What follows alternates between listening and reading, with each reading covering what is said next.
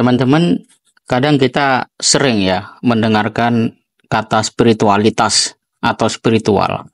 Tapi sebenarnya apa spiritual itu? Ini yang kemungkinan masih banyak yang belum mengerti. Dan ini yang menjadi latar belakang mengapa kemudian saya memilih untuk dibahas pada kesempatan saat ini.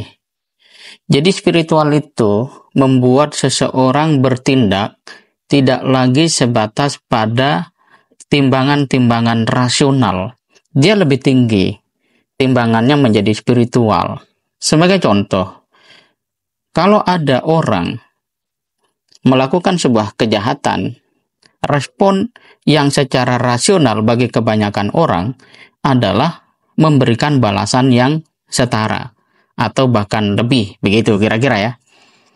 Akan tetapi, kalau spiritualitas tidak terpaku pada timbangan yang seperti itu. Kenapa? Karena spiritualitas itu mengajak kita untuk mengambil keputusan bertindak tentang sesuatu yang dasarnya adalah iman kepada Allah Subhanahu wa taala. Dan ini luar biasa. Jadi kalau kita melihat mengapa Rasulullah Shallallahu alaihi wasallam punya kesabaran yang sangat tinggi, karena memang Rasulullah memastikan setiap tindakannya sesuai dengan apa yang menjadi kehendak Allah.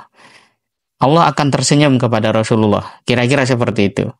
Maka ketika Rasulullah dihina, difitnah, dan seterusnya, pertama tidak membuat beliau galau, kedua tidak menjadikan beliau depresi, dan seterusnya, tetapi beliau semakin mau melakukan kebaikan kepada orang-orang yang telah berbuat jahat kepada diri Rasulullah Shallallahu alaihi wasallam itu sendiri. Bahkan mendoakan kebaikan untuk mendapatkan hidayah. Nah, level seperti ini, sebagian kita mungkin menganggap bahwa ya itu karena memang beliau Rasulullah. Betul, beliau Rasulullah. Tetapi secara spiritualitas kita bisa bedah bahwa rasionalisasinya dalam alam spiritualitas itu seperti itu. Sehingga kita tidak perlu bereaksi secara berlebihan terhadap perilaku orang yang tidak menyenangkan, perilaku orang yang menguji emosi kita, perilaku orang yang mungkin merugikan kita secara langsung. Tetap saja kita berbuat baik, seperti itu. Dan yang menarik, itulah ciri-ciri dari orang yang oleh Al-Quran disebut sebagai ulul albab. Pertama, dia adalah orang-orang yang sabar dalam mencari ridha Allah. Walladzina sabaru batigha'a wajhi rabbihim. Jadi, kalau orang itu sabar, insya Allah dia punya kecerdasan atau kekuatan spiritualitas. Sebaliknya, kalau ada orang tidak sabar, pengen kaya tapi korupsi, gitu ya, pengen dapat banyak tapi males, mencurangi hal yang seharusnya dia ikuti, ya tidak curang lah begitu, tetapi karena keinginan dia menjadi seperti itu dan seterusnya, maka itu terkategori tidak sabar dan spiritualitasnya perlu untuk ditingkatkan. Kemudian wa aqamus shalah, dia mendirikan sholat. Sebaik apapun kalau dia tidak mendirikan sholat, dia tidak terkategori itu sebagai ulul albab.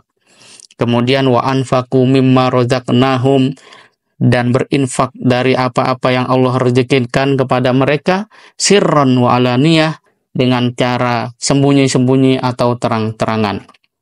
Dan ini yang kaitan dengan bahasan kita tadi, wa yadra'una bil hasanati sayyi'ah. Jadi menolak keburukan dengan kebaikan. Lalu Allah Subhanahu wa taala mengatakan, siapa yang punya semua itu, ulaika lahum uqbad dar. Mereka itu adalah orang-orang yang akan bertemu dengan akhir yang membahagiakan, menyenangkan, menenteramkan.